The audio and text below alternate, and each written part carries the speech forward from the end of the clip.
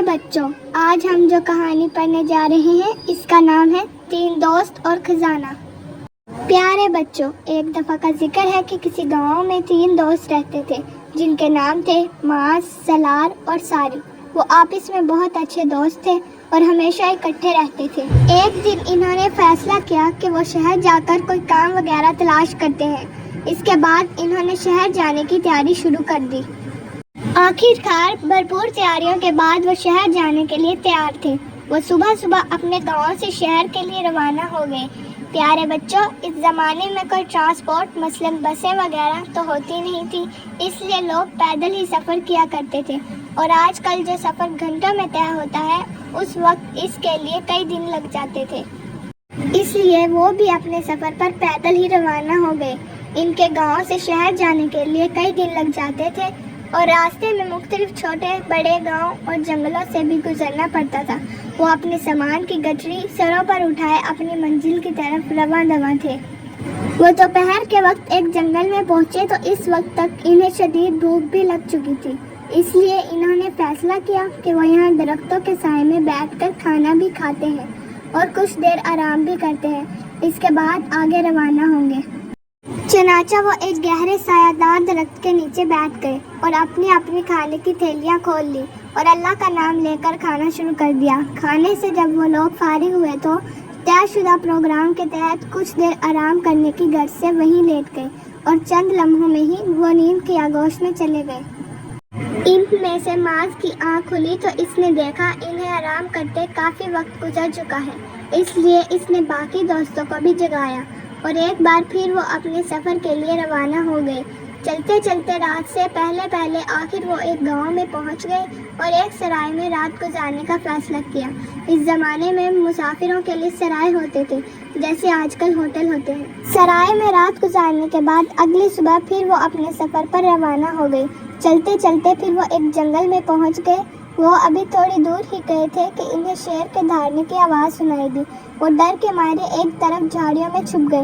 شیر وہاں سے دھاڑتا ہوا گزر گیا۔ وہ جھاڑیوں سے نکلنے لگے تو سالم کی نظر ایک لکڑی کے صندوق پر پڑی۔ وہ تینوں اس صندوق کے پاس گئے تو اس پر ایک بڑا سا تالا لگا ہوا تھا۔ انہوں نے بڑی مشکل سے وہ تالا توڑا تو ان کی حیرت کی انتہا نہ رہی۔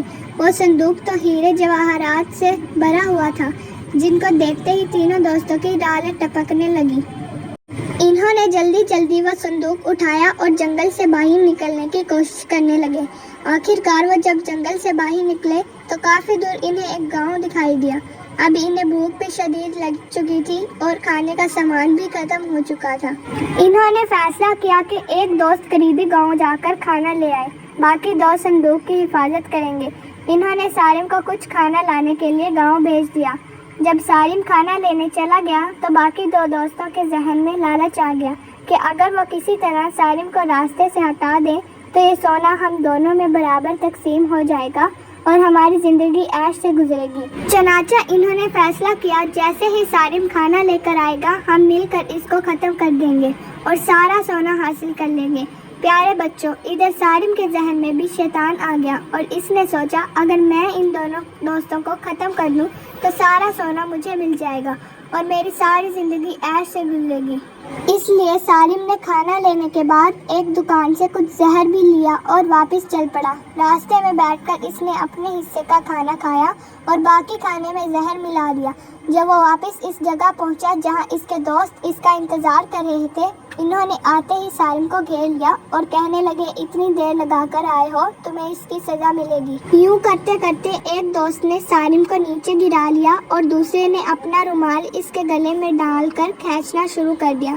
سالم بیچارہ چیختا چلاتا رہا لیکن ان دوستوں کو لالچ نے اندھا کیا ہوا تھا، اس لیے ان کو ذرا رحم نہ آیا اور اپنے ہی دوست کو موت کے گھاٹ اتار دیا۔ اس کے بعد ان دوستوں نے سوچا پہلے کھانا کھاتے ہیں پھر سونا تقسیم کر لیں گے، اور وہ کھانا کھانے بیٹھ گئے۔ جب وہ کھانا کھا چکے تو سالم نے کیونکہ کھانے میں پہلے سے ہی زہر ملا دیا تھا اس لیے اب زہر نے اپنا اثر دکھانا شروع کر دیا اور ان دوستوں کے سر چکرانے لگے۔ یوں وہ بھی زمین پر گرے اور مر گئے۔ اس طرح لالچ نے تینوں کی جان لے لی اور سونا وہیں پڑا تھا۔